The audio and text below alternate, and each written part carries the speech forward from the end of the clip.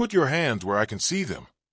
That's what two officers screamed as they rushed a man who had done absolutely nothing. Nothing except step out of his own car. He was calm, well-dressed, and black.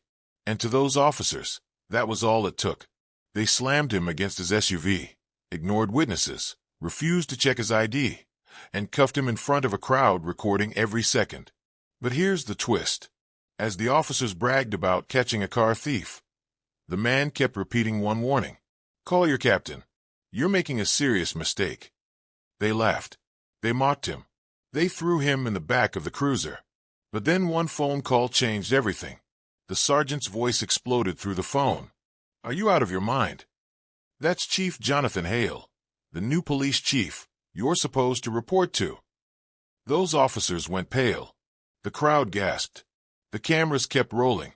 And the man they had humiliated, the man they assumed was a criminal, was actually their boss. What happened next? Their faces dropped. The crowd erupted. And the police department would never be the same again. The words blasted through the quiet evening like a gunshot, slicing through the calm hum of the Lakeside Plaza parking lot. Car doors slammed. People turned. A few gasps echoed. It wasn't the kind of command anyone expected to hear outside a family-friendly shopping center right before dinner time. Two officers, Officer Grayson, a tall, broad man with a short temper, and Officer Mills, younger, jumpier, and eager to impress, came charging toward a man who had simply stepped out of his sleek black SUV.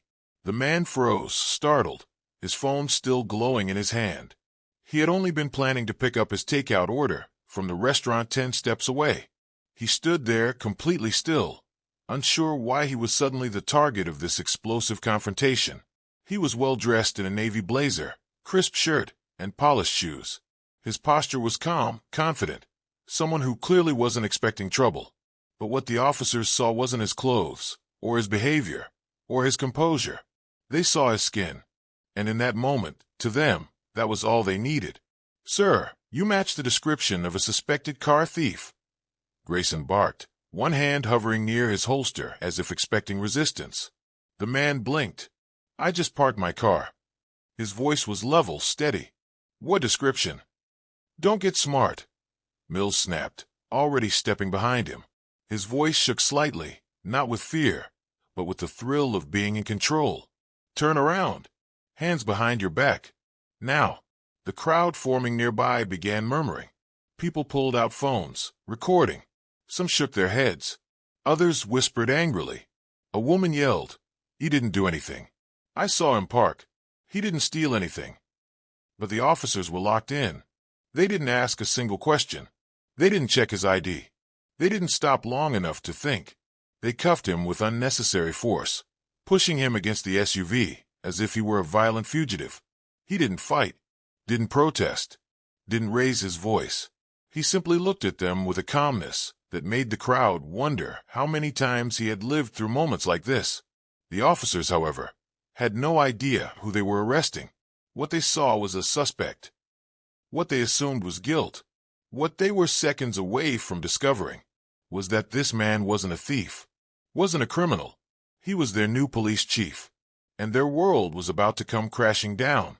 The officers tightened the handcuffs until the man's wrists turned red, then guided him, more like shoved him, toward the back seat of their cruiser. The crowd grew larger, buzzing with confusion and anger. People who had simply come to pick up groceries or grab dinner now found themselves witnessing what felt like a scene straight out of a viral injustice video.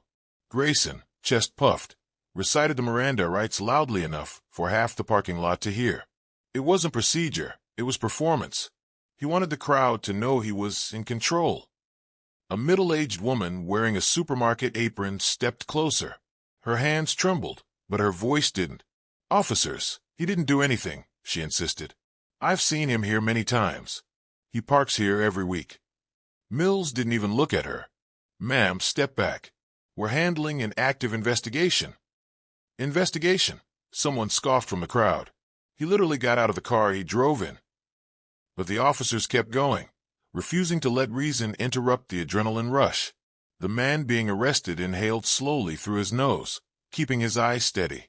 Even now, handcuffed, pushed around, publicly humiliated, He remained calm.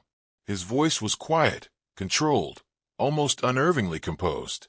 "Officers," he said, "if you check my wallet, you'll understand everything." Grayson let out a mocking laugh. "Nice try. Every criminal says that." A younger bystander nudged her friend. "This is crazy. Why won't they just look? He's literally asking them to." Her friend whispered back, "They don't want to know. They just want to be right." Another man in the crowd muttered, loud enough for the officers to hear, "They're going to lose their badges for this." The officers pretended not to hear, but the comment hit them like a quiet warning. As the man was lowered into the back seat of the cruiser, someone at the edge of the gathering shook his head and whispered, "This is why people don't trust the police." Phones stayed raised. Cameras zoomed in. The internet was already preparing its judgment. The door slammed shut. Inside the cruiser, the man sat silently, his expression unreadable. He wasn't angry. He was patient, almost waiting for something.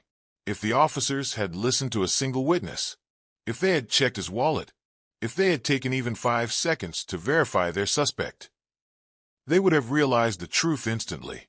But instead, they were about to learn it in the most embarrassing way possible. Inside the cruiser, the man sat with the posture of someone who had been through worse and survived it.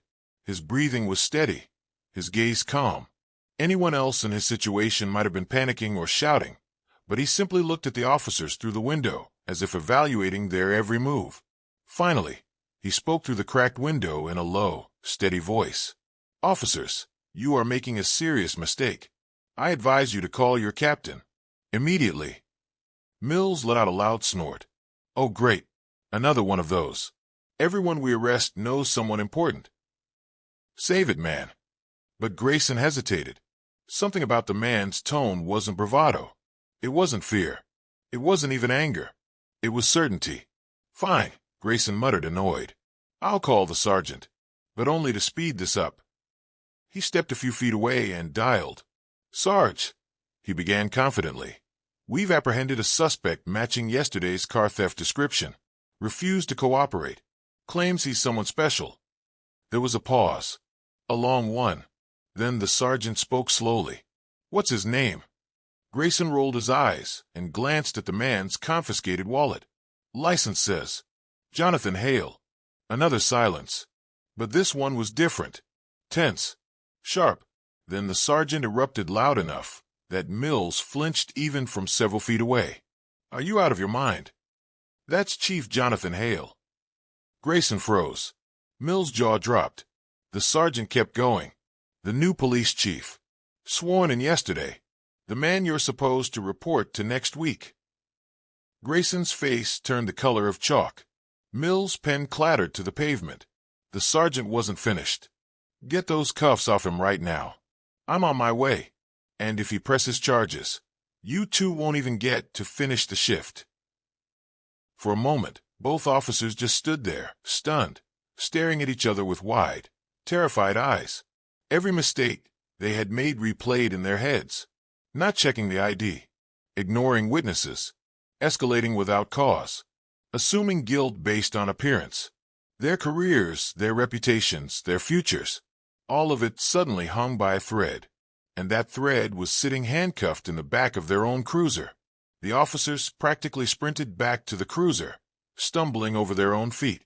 They yanked the door open as if the car were on fire. Grayson's voice cracked. "Chief Hale, sir, please, we made a mistake." Chief Hale stepped out slowly, with the calm of a man who had expected this moment his entire life. He held out his cuffed wrists without a word. The silence was louder than shouting. Mills fumbled with the keys, hands shaking so badly he dropped them twice. When he finally unclipped the cuffs, his voice trembled. "Sir, we didn't know." Chief Hale raised a single eyebrow. "Is this how you treat every citizen?" he asked. "Or just the ones who look like me?" The crowd reacted instantly. Gasps, murmurs, angry whispers. Someone whispered, "Oh, they're finished." Mills stuttered. "And no, sir, we were just following protocol." "Protocol?"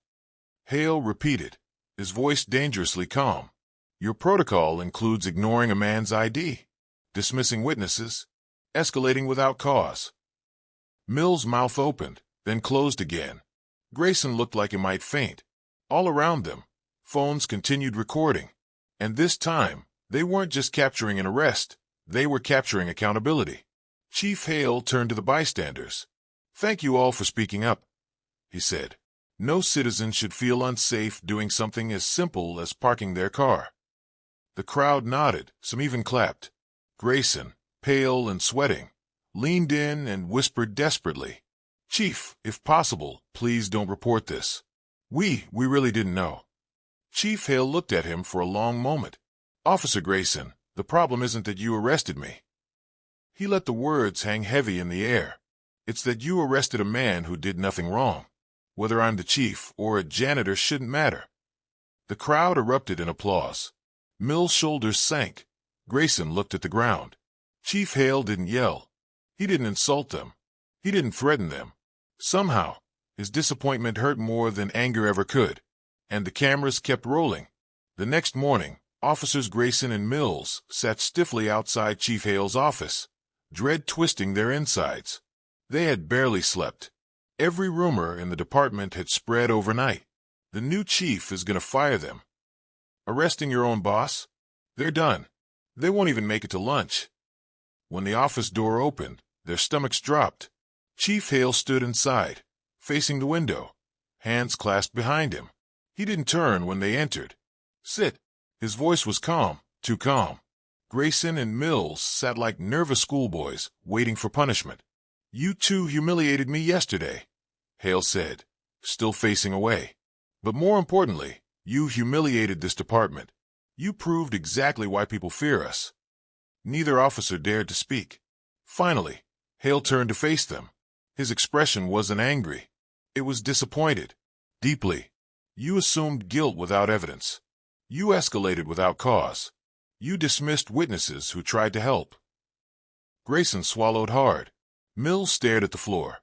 "But firing you," Hale continued, "won't fix the real issue." The officers blinked in confusion. Hale stepped closer. "Instead, you will undergo 8 weeks of intensive retraining, bias recognition, de-escalation, communication, community relations. The training officers should be getting." Mills exhaled shakily, relieved he wasn't being fired. Grayson nodded vigorously. "Yes, sir. We'll do whatever is needed." Hale wasn't finished. "This training isn't punishment," he said. "It's correction. Because if you two can learn, grow, and change, then maybe our entire department can too." He walked back to his desk, then added, "And let me be clear. If anything like yesterday ever happens again, if either of you chooses ego over duty, you won't get a second chance." Both officers nodded quickly. Chief Hale ended the meeting with a statement that would later go viral on social media. "In this department, respect is not optional. Not for rank, not for race, not for anyone." He dismissed them with a single nod. As they stepped out of the office, Mills whispered, "We arrested the chief, and he still treated us better than we treated him." Grayson let out a slow breath. "Yeah, and that's exactly why he deserves the badge more than we do." If you found this story shocking, powerful, or eye-opening, then hit like before you forget. It really helps this channel grow. And if you enjoy real stories with big twists, justice moments, and endings you never see coming, then make sure you subscribe and turn on the notification bell so you never miss a new upload. Thanks for watching. Stay safe, stay aware, and remember, respect isn't optional for anyone.